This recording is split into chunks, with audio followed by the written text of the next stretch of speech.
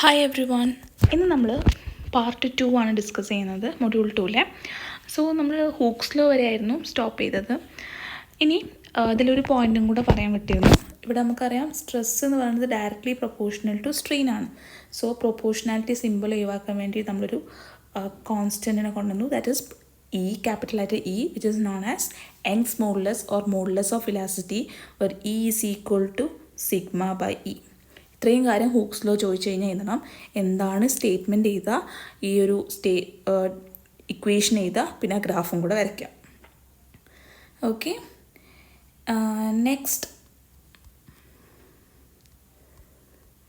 Next ഒരുപാട് വട്ടം ചോദിക്കുന്ന ഒരു ക്വസ്റ്റ്യൻ ആണ് stress strain curve four ductile and brittle material. അതേപോലെ വേറെ രീതിയിൽ ഇങ്ങനെ ചോദിക്കാം, explain stress strain curve for engineering stress strain curve and true stress strain curve. So എങ്ങനെ ആൻസർ ചെയ്യേണ്ടതെന്ന് പറഞ്ഞുതരാം. ആദ്യം stress strain curve four ductile material എന്ന് ചോദിച്ചു കഴിഞ്ഞാൽ ആദ്യം നിങ്ങൾ എന്ത് ചെയ്യണം, ഈ ഒരു ഗ്രാഫ് വരയ്ക്കുക, സ്ട്രെസ് സ്ട്രെയിൻ്റെ ഗ്രാഫ് വരയ്ക്കുക. സോ അത് എ വരെ എന്ത് ചെയ്യും, ആ ഒരു സ്ട്രെസ് ഇങ്ങനെ ഇൻക്രീസ് ചെയ്ത് പോകും. പിന്നെ ഒരു ബെൻഡ് ഉണ്ടാവും. പിന്നെ ഇതിങ്ങനെ ഇങ്ങനെ ഇൻക്രീസ് ചെയ്തിട്ട് ഒരു പോയിന്റിൽ എഫിലെത്തുന്ന സമയത്ത് എന്ത് ചെയ്യും, അത് ബ്രേക്ക് സംഭവിക്കും. സോ ഓരോ പോയിന്റ് നമുക്ക് എക്സ്പ്ലെയിൻ ചെയ്യാം. സോ പോയിന്റ് എ, അത് നമ്മളത് സ്ട്രെസ്സും സ്ട്രെയിനും ഇങ്ങനെ ഇൻക്രീസ് ചെയ്തിട്ട് പോയിന്റ് എയിലെത്തും. എ എന്ന് പറഞ്ഞു കഴിഞ്ഞാൽ പ്രൊപ്പോർഷണാലിറ്റി ലിമിറ്റ്. പ്രൊപ്പോർഷണാലിറ്റി ലിമിറ്റ് എന്ന് പറഞ്ഞാൽ ഹൂക്സ് ലോ ഒബേ ചെയ്യുന്ന ആ പോയിന്റ് എന്ന് പറഞ്ഞു കഴിഞ്ഞാൽ സ്ട്രെസ്സും സ്ട്രെയിനും ഡയറക്റ്റ്ലി പ്രൊപ്പോർഷണലാണ്. അതാണ് പ്രൊപ്പോർഷണാലിറ്റി ലിമിറ്റ്. ബി എന്ന് പറഞ്ഞാൽ ഇലാസ്റ്റിക് ലിമിറ്റ്. നമ്മൾ ഓൾറെഡി പറഞ്ഞു, ബി ഇലാസ്റ്റിക് ലിമിറ്റ് എന്താണ് എഴുതുക. C and D are upper yield point and lower yield point. സിയും ഡി ആർ റീജിയൻ എന്ന് പറഞ്ഞാൽ ഈൽഡ് പോയിന്റ് എന്ന് പറയാം. ഈൽഡ് പോയിന്റ് പറഞ്ഞു കഴിഞ്ഞാൽ ഇലാസ്റ്റിക് സ്റ്റേജിൽ നിന്ന് പ്ലാസ്റ്റിക് സ്റ്റേജിലേക്ക് മാറുന്ന ആ പോയിന്റിന് നമ്മളെന്താ പറയുക, ഈൽഡ് പോയിന്റ് എന്ന് പറയാം. പ്ലാസ്റ്റിക് സ്റ്റേജ് എന്ന് പറഞ്ഞാൽ ആ ഒരു ബോഡി അതിൻ്റെ എന്ത് ചെയ്യും, ഒറിജിനൽ ഷേപ്പ് ഡിഫോം ചെയ്യുന്ന ആ പോയിന്റ് സ്റ്റേജിനെ നമ്മളെന്താ പറയുക, പ്ലാസ്റ്റിസിറ്റി എന്ന് പറയാം. സോ ഇലാസ്റ്റിക് സ്റ്റേജിൽ നിന്ന് പ്ലാസ്റ്റിക് സ്റ്റേജിലേക്ക് എത്തുന്ന പോയിന്റാണ് yield point. Yield point. Then D എന്ന് പറഞ്ഞാൽ അൾട്ടിമേറ്റ് പോയിന്റ്. അൾട്ടിമേറ്റ് പോയിന്റ് എന്ന് പറഞ്ഞാൽ ആ ബോഡിക്ക് എടുക്കാൻ പറ്റുന്ന മാക്സിമം ലോഡ് എടുക്കുന്ന പോയിന്റ് നമ്മളെന്താ പറയുക, അൾട്ടിമേറ്റ് പോയിന്റ് എന്ന് പറയാം. ദെൻ ഫ്രാക്ചർ പോയിന്റ്, ബ്രേക്കേജ് സംഭവിക്കുന്ന പോയിന്റ് നമ്മളെന്താ പറയുക, ഫ്രാക്ചർ പോയിന്റ് എന്ന് പറയാം. So A B C D E F മൊത്തം 5 പോയിന്റ്സാണ് ഉള്ളത്. എ എന്ന് പറഞ്ഞാൽ proportionality limit, Hooke's law obey ചെയ്യുന്ന പോയിന്റ്. ബി എന്ന് പറഞ്ഞാൽ elastic limit. C and D are upper yield point and lower yield point. Yield point എന്താ, ഈൽഡ് പോയിന്റിൻ്റെ ഭാഗത്ത് നിന്നിട്ട് ചെയ്താൽ it is a point where changes from elastic to plastic stage. പിന്നെ അതേപോലെ ഡി എന്ന് പറഞ്ഞാൽ അൾട്ടിമേറ്റ് പോയിന്റ്. അൾട്ടിമേറ്റ് പോയിന്റ് എന്ന് പറഞ്ഞു കഴിഞ്ഞാൽ എന്താണ്, ആ ഒരു പോയിന്റിലായിരിക്കും മാക്സിമം ലോഡ് ഉണ്ടാവുക. എഫ് എന്ന് പറഞ്ഞാൽ ഫ്രാക്ചർ പോയിന്റ്. സോ നിങ്ങൾ സെൻറ്റൻസിൽ നിങ്ങൾ എന്ത് ചെയ്യുക, അത് എക്സ്പ്ലെയിൻ ചെയ്യുക. ഓക്കെ, ഇനി അപ്പോൾ അത്രയും കാര്യമാണ് എന്ത് ഡക്റ്റൈൽ മെറ്റീരിയലിൻ്റെ സ്ട്രെസ് സ്ട്രെയിൻ കർവ് ചോദിച്ചു കഴിഞ്ഞാൽ ഇതേണ്ടത്. ആദ്യം ഒരു കർവ് വരയ്ക്കുക, അതിൽ ഓരോ പോയിൻറ്റ്സ് എക്സ്പ്ലെയിൻ ചെയ്യാം. സോ ഞാനൊരു നോട്ട് നിങ്ങൾക്ക് എന്ത് ചെയ്യാം, ഡിസ്ക്രിപ്ഷനിൽ കൊടുക്കുക. ആ നോട്ട് റെഫർ ചെയ്യുമ്പോൾ നിങ്ങൾക്ക് അതിൽ ഓരോ പോയിന്റിൽ എന്താ എഴുതേണ്ടത്, നിങ്ങൾക്ക് നിങ്ങളെ സെൻറ്റൻസിൽ എഴുതാം. അപ്പോൾ ഓരോ പോയിന്റിൽ എന്തൊക്കെ എഴുതേണ്ടത് എന്നുള്ള കറക്റ്റ് ആ നോട്ടിലുണ്ട്. Go through that. സോ നമ്മൾ പറഞ്ഞു ഡക്റ്റൈലും അതേപോലെ ബ്രിട്ടിലും ചോദിക്കും. ബ്രിട്ടിൽ ചോദിക്കുന്ന സമയത്ത് നിങ്ങൾ എന്താ ചെയ്യേണ്ടതെന്ന് വെച്ചാൽ ഇതാണ്, ഇങ്ങനെയാണ് ഗ്രാഫ് വരിക. ഒരു സ്ട്രെസ് സ്ട്രെയിൻ ഗ്രവ് വരയ്ക്കുക, ജസ്റ്റ് ഇങ്ങനെ ഒരു വരച്ചിട്ട് അവിടെ എന്തിരിക്കും, ബ്രേക്കിംഗ് പോയിന്റ് മാർക്ക് ചെയ്യാം. സോ അവിടെ എന്തില്ല, ഈൽഡ് പോയിന്റ് ഇല്ല. നേരത്തെ എന്തുണ്ട്, ഒരു ബെൻഡ് ഉണ്ടായിരുന്നു അല്ലേ, സഫിഷ്യൻ ഈൽഡിങ് കൊടുത്തിട്ടാണ് അത് ബ്രേക്ക് സംഭവിക്കുന്നത്. പക്ഷേ ബ്രിട്ടിൽ മെറ്റീരിയലിൻ്റെ കേസിൽ അങ്ങനെയൊന്നുമില്ല. സ്ട്രെസ് സ്ട്രെയിൻ കർവ് എന്ത് ചെയ്യും, ഒരു പെർട്ടിക്കുലർ പോയിന്റ് എത്തുമ്പോൾ അത് ഫ്രാക്ചർ ആവും. സോ നിങ്ങളിതിൽ ആ ഗ്രാഫ് വരയ്ക്കുക, എന്നിട്ട് എന്ത് ചെയ്യുക, നോട്ടിസബിൾ ഡിഫോർമേഷൻ ഇത് ഇങ്ങനെ ചെയ്താൽ for suddenly without any noticeable deformation ചെയ്താൽ പിന്നെ നോ ഈൽഡ് പോയിന്റ്. ഇത്രയും കാര്യം എഴുതി വയ്ക്കാം. ഓക്കെ, ഇനി അപ്പോൾ അത്രയാണ് സ്ട്രെസ് സ്ട്രെയിൻ കർവ് ചോദിച്ചു കഴിഞ്ഞാൽ ഇതേണ്ടത്. ഡക്റ്റൈൽ ചോദിച്ചു കഴിഞ്ഞാൽ ആ ഗ്രാഫ് വരയ്ക്കുക, ഓരോ പോയിന്റും മാർക്ക് ചെയ്യുക. ബ്രിട്ടിൽ ചോദിച്ചു കഴിഞ്ഞാൽ ഈ ഗ്രാഫും എന്ത് ചെയ്യുക, വരയ്ക്കാം. ഇനി അതേപോലെ വേറൊരു ക്വസ്റ്റ്യൻ ഉണ്ടാവും, explain engineering stress strain curve and true stress strain curve. So അങ്ങനെ ചോദിക്കുന്ന സമയത്ത് ഇതാണ് എഞ്ചിനീയറിംഗ് സ്ട്രെസ് സ്ട്രെയിൻ കർവ്. നമ്മൾ ആ ഫസ്റ്റ് ഡക്റ്റൈലിൻ്റെ ഒരു കർവ് പഠിച്ചില്ലേ, അതാണ് engineering stress strain curve. True stress strain curve എന്ന് പറഞ്ഞാൽ ഈ ഒരു പോയിന്റ് എത്തിക്കഴിഞ്ഞാൽ അൾട്ടിമേറ്റ് പോയിന്റ് എത്തിക്കഴിഞ്ഞാൽ അതെന്ത് ചെയ്യും, ഫ്രാക്ചർ ആവാതെ ഇങ്ങനെ ഇൻക്രീസ് ചെയ്ത് പോവുകയാണെന്നുണ്ടെങ്കിൽ അതിനെ പറയുന്ന പേരാണ് true stress strain curve. So ഇത് ചോദിച്ചു കഴിഞ്ഞാൽ നിങ്ങൾ എന്ത് ചെയ്യണം, ആദ്യം 2 കർവും വരയ്ക്കാം. ഒറ്റ ഗ്രാഫിൽ വരച്ചോ അല്ലെങ്കിൽ സെപ്പറേറ്റ് എങ്ങനെ വരയ്ക്കാം. അത് വരച്ച് കഴിഞ്ഞതിന് ശേഷം നമ്മൾ എൻജിനീയറിംഗ് ഡക്ടൈൽ കർവിൽ ഓരോ പോയിൻറ്റ്സ് മാർക്ക് ചെയ്തില്ലേ, ഈൽഡ് പോയിൻറ്റ്, അൾട്ടിമേറ്റ് പോയിന്റ് എന്ന് പറഞ്ഞിട്ട് ആ ഓരോ പോയിൻ്റ് അതിൽ എന്ത് ചെയ്യുക, എക്സ്പ്ലെയിൻ ചെയ്യുക. ഇത്രയും കാര്യം ചെയ്ത് കഴിഞ്ഞാൽ നിങ്ങൾക്ക് എന്ത് ചെയ്യും, കറക്റ്റ് മാർക്ക് കിട്ടും. സോ ക്ലിയർ ആണെന്ന് വിചാരിക്കുന്നു. Next we are moving to next topic. Next Poisson's ratio. Poisson's ratio എന്ന് പറഞ്ഞാൽ ratio between lateral strain to longitudinal strain. Lateral strain എന്ന് പറഞ്ഞു കഴിഞ്ഞാൽ ചേഞ്ച് ഇൻ ഡെപ്ത് അല്ലെങ്കിൽ breadth by original depth or breadth എന്നാണ് നമ്മൾ എന്താ പറയുക ലാറ്ററൽ സ്ട്രെയിൻ എന്നും. ലോഞ്ചിറ്റ്യൂണൽ സ്ട്രെയിൻ എന്ന് പറഞ്ഞാൽ change in length by original length. So 3 മാർക്കിൽ ചോദിച്ചു കഴിഞ്ഞാൽ എന്താ ഡെഫിനേഷൻ എഴുതുക.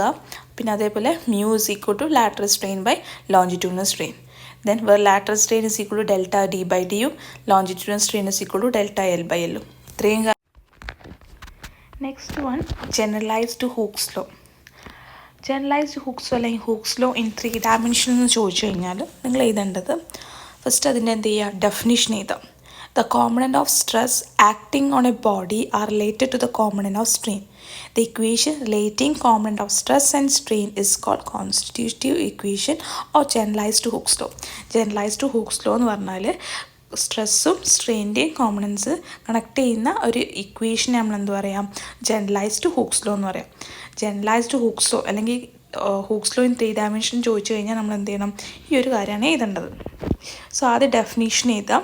അത് കഴിഞ്ഞിട്ട് നമ്മൾ എന്ത് ചെയ്യുക, ഹൂക്സ് ലോ നമ്മൾ 3 ഡയമെൻഷനിലാണ് ഡിസ്ക്രൈബ് ചെയ്യാണ്. സോ ഒരു ബോഡി നമ്മൾ എന്ത് ചെയ്യുക, 3 ഡയമെൻഷണൽ പ്ലെയിനിൽ കൺസിഡർ ചെയ്യുക, XYZ. സോ നമ്മളൊരു ഡയറക്ഷനിൽ എക്സ് പറഞ്ഞ ഡയറക്ഷനിൽ നമ്മൾ ലോഡ് അപ്ലൈ ചെയ്യുന്ന സമയത്ത് അതിന് കറസ്പോണ്ടിങ് ആ ലോഡ് കാരണം മറ്റ് ഡയറക്ഷനിൽ എന്തുണ്ടാകും, ഒരു ഡിഫോർമേഷൻ സംഭവിക്കും. അതാണ് ഫസ്റ്റ് ചെയ്തത്. If A load applied on the body in one direction it may produce deformation in other direction.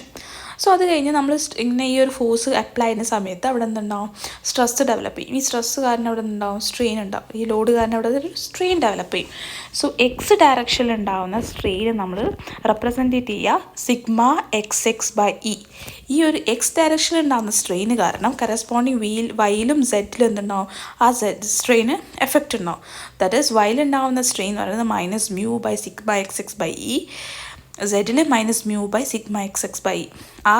ഈ ഒരു σ XX/Eൻ്റെ കൂടെ നമ്മൾ എന്ത് ചെയ്യാം, ഒരു മ്യൂവും കൂടെ ഇട്ട് കൊടുക്കുക. അങ്ങനെ അത് രണ്ടും എഴുതാം. അത് കഴിഞ്ഞിട്ട് വൈ ഡയറക്ഷനിൽ എഴുതുക. വൈ ഡയറക്ഷനിൽ ഉണ്ടാകുന്ന സ്ട്രെയിൻ എന്ന് പറയുന്നത് σ/Y/E.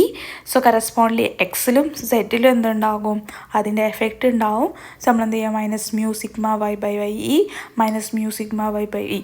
അതേപോലെ നിങ്ങളൊന്ന് ട്രൈ ചെയ്ത് നോക്ക്, എന്തായിരിക്കും സെഡിലുണ്ടാവുക, σZ/E.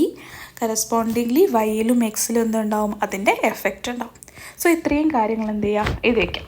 അത് കഴിഞ്ഞിട്ട് നമ്മൾ എന്ത് ചെയ്യുക, ഓരോ ഡയറക്ഷനിൽ വരുന്ന ടോട്ടൽ ടെൻസൈൽ സ്ട്രെയിന്, അവിടെ ടോട്ടൽ സ്ട്രെയിന് നമ്മൾ എന്ത് ചെയ്യുക, ഇക്വേഷൻ രൂപത്തിൽ എഴുതണം. So total strain in X direction എന്ന് പറയുമ്പോൾ എക്സ് ഡയറക്ഷനിലുള്ള എല്ലാ സ്ട്രെയിനും എടുക്കുക. ഇപ്പോൾ ഫസ്റ്റ് എക്സ് ഡയറക്ഷനിൽ ഉണ്ടാകുന്ന സ്ട്രെയിൻ ഏതാ, σ XX/E. പിന്നെ അടുത്തത് ഏതാ വരുന്നത്, അടുത്തത് ഏതാ, അതാ ഇതിലല്ലേ, ഇവിടെ ഒരു എക്സിൽ വരുന്ന ഒന്നുണ്ട്, -μ σ/Y/E. പിന്നെ അതേപോലെ സെഡിലും ഉണ്ടാവില്ലേ ഈ എക്സ് കാരണം, ഏതാണത്, -μ σZ/E. ഈ 3 എണ്ണം കൂടെ എന്ത് ചെയ്യുക, ആഡ് ചെയ്തിട്ട് എഴുതുന്ന ഇക്വേഷനാണ് എക്സ് ഡയറക്ഷനിൽ വരിക. സിമിലർലി വൈയിലും എഴുതുക, സെഡിലും എഴുതുക. സിമ്പിളാണ്. എക്സ് വരുന്ന സമയം എക്സ് ഡയറക്ഷനിൽ എഴുതുന്ന സമയത്ത് σ/E ആയിരിക്കും. മറ്റേ രണ്ടിൻ്റെ കൂടെ ഒരു മ്യൂവും കൂടെ ഇട്ട് കൊടുക്കുക. എക്സ് ഇതാണെങ്കിൽ മ്യൂവിൻ്റെ കൂടെ വൈയും സെഡും ആയിരിക്കും. അതിൽ വൈ ഇപ്പം അടുത്ത EY നോക്കുക, EYൻ്റെ കൂടെ σY/E. പിന്നെ മറ്റിൻ്റെ കൂടെ മ്യൂവും കൂടെ ഇട്ട് കൊടുക്കുക. ഓക്കെ, ക്ലിയർ അല്ലേ?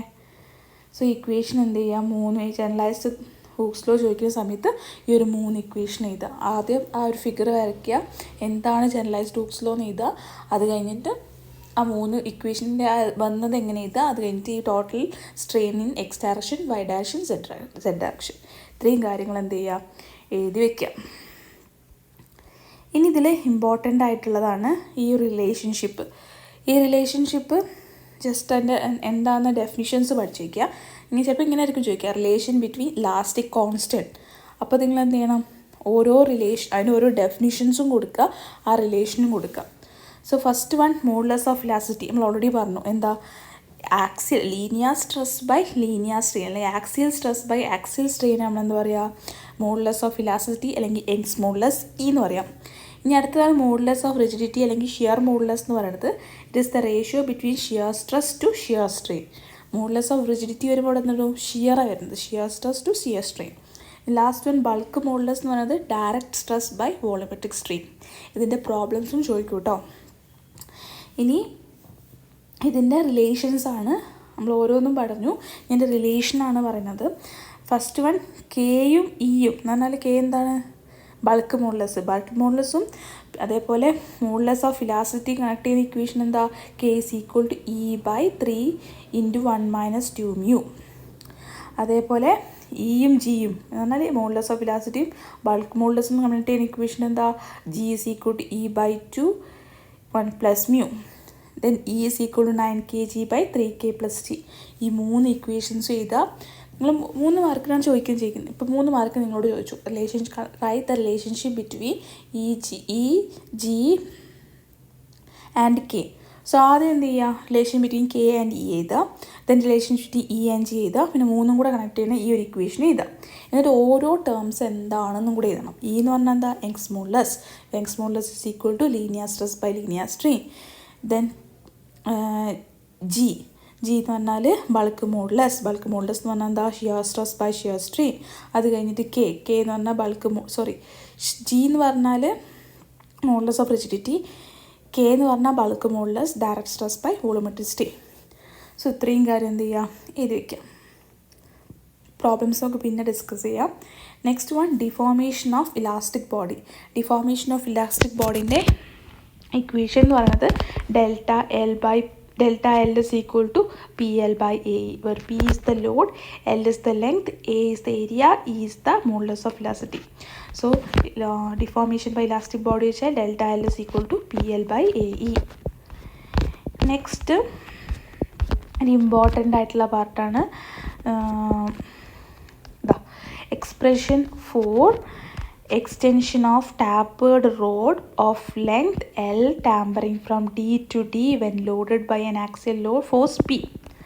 So നിങ്ങൾ എന്ത് ചെയ്യുക, ഒരു ടാപ്പേർഡ് റോഡ് വരയ്ക്കുക, അതിൻ്റെ ലെങ്ത്ത് L, അതിൽ ആക്ട് ചെയ്യുന്ന ടെൻസൈൽ ലോഡ് എന്ന് പറയുന്നത് P, അതിൻ്റെ longer diameter D1, shorter diameter D2. ഇത്രയും കാര്യം മാർക്ക് ചെയ്യുക. സോ നമുക്കറിയാം ഡെൽറ്റ എല്ലിൻ്റെ ഇക്വേഷൻ ചെയ്താൽ അല്ലേ, PL by AE. ഇപ്പോൾ മുന്നേ നമ്മൾ പറഞ്ഞിട്ടുള്ളൂ, delta L is equal to PL by AE. ഈ ഒരു ടാപ്പേർഡ് റോഡിൻ്റെ ഏരിയ എന്ന് പറയുന്നത് നമുക്കറിയാം, ഒരു സർക്കുലർ റോഡിൻ്റെ ഏരിയ എന്ന് പറഞ്ഞാൽ π/4 d². സോ ടാപ്പേർഡ് റോഡാകുമ്പോൾ എന്ത് വരും, π/4 d1 d2. സോ നമുക്ക് എന്ത് ചെയ്യുക, delta L is equal to എന്താ, delta L PL by AE.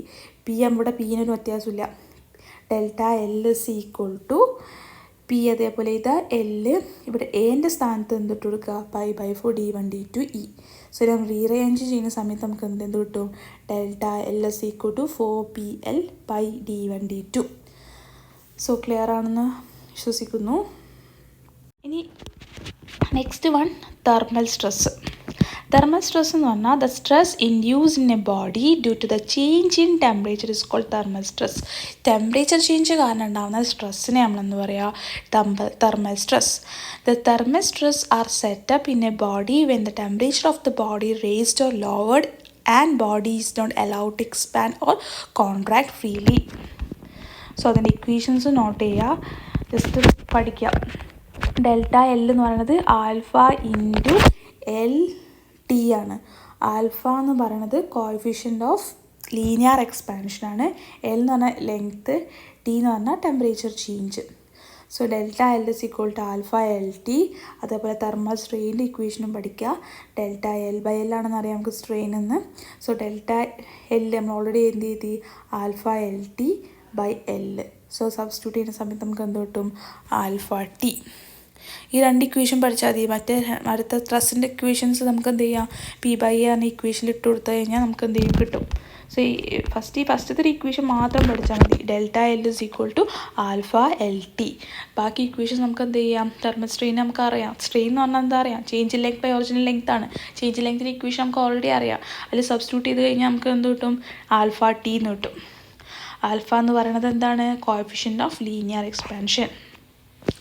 So ഇത്രയും കാര്യം എന്ത് ചെയ്യുക? നോട്ട് ചെയ്യുക. നെക്സ്റ്റ് ആണ് plane stress and plane strain. Plane stress എന്ന് പറഞ്ഞു കഴിഞ്ഞാൽ when a body is subjected, ഒരു material subjected to stresses in 2 dimensions only എന്ന് പറഞ്ഞാൽ എക്സിലും വൈയിലും ഉണ്ടാകുന്ന കോമ്പണൻസ് മാത്രമേ ഉണ്ടാവുള്ളൂ. സെഡ് കോമ്പണൻസ് ഒക്കെ എന്തായിരിക്കും? 0 ആയി പോകും. അതിനെയാണ് നമ്മൾ എന്താ പറയുക? പ്ലെയിൻ സ്ട്രെസ് പ്രോബ്ലം എന്ന് പറയുക. അവിടെ എന്തുണ്ടാവില്ല? സെഡ് കോമ്പണൻസ് ഒന്നും ഉണ്ടാവില്ല. സോ നമുക്ക് എങ്ങനെ എഴുതാം? സ്ട്രെസ് ഇസ് ഈക്വൽ ടു, ഈ ഒരു ഇക്വേഷൻ നമുക്ക് ഫസ്റ്റ് മൊഡ്യൂളിൽ നമ്മൾ ഡിസ്കസ് ചെയ്യുമ്പോൾ നിങ്ങൾക്ക് ഒന്നുകൂടെ ക്ലിയർ ആവും. ഇങ്ങനെ ഒരു സ്ട്രെസ് ടെൻസിൻ്റെ ഒരു ഇക്വേഷൻ ഉണ്ട് 3 ഡയമെൻഷനിൽ. അതിൽ നമ്മൾ എന്തുണ്ടാവും? സെഡ് കോമ്പണൻസ് ഒക്കെ എന്തായിരിക്കും? 0 ആയിരിക്കും. എന്ന് പറഞ്ഞാൽ tau x z, tau y z, sigma z z ഒക്കെ 0 ആയിരിക്കും. എന്ത് മാത്രമേ ഉണ്ടാവുള്ളൂ? Tau x is equal to x x, sigma x x, tau x y, tau y z, tau y x, sigma y y. എക്സിൻ്റെയും വൈൻ്റെയും components മാത്രമേ ഉണ്ടാവുള്ളൂ. അതേപോലെ തന്നെ പ്ലെയിൻ സ്ട്രെയിനും. പ്ലെയിൻ സ്ട്രെയിൻ എന്തായിരിക്കും? സ്ട്രെയിന് ഇൻ 2 ഡയമെൻഷൻസ് മാത്രമേ ഉണ്ടാവുള്ളൂ. അവിടെ എന്തുണ്ടാവില്ല? സെഡ് കോമ്പണൻസ് ഒന്നും ഉണ്ടാവില്ല. എക്സ് വൈ കോമ്പണൻസ് മാത്രമേ ഉണ്ടാവുള്ളൂ. സോ അതിൻ്റെ ഇക്വേഷൻ ചെയ്താൽ strain is equal to e x x gamma x y by 2 gamma y x by 2 e y y. എക്സിൻ്റെ കോമ്പണൻ്റ് ഒക്കെ 0 ആണ്. ഇ സെറ്റ് സെറ്റ് 0 ആണ്, ഗാമ എക്സ് സെറ്റ് 0 ആണ്, ഗാമ വൈ സെറ്റ് 0 ആണ്. അതിനെ നമ്മൾ എന്താ പറയുക? പ്ലെയിൻ സ്ട്രെസ് പ്ലെയിൻ സ്ട്രെയിൻ എഴുതുന്നുണ്ട്.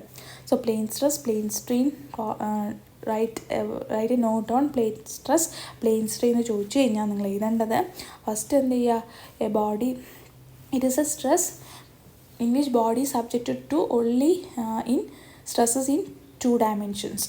3 എന്ന് പറഞ്ഞാൽ here tau x z, tau y z, sigma z z will be 0.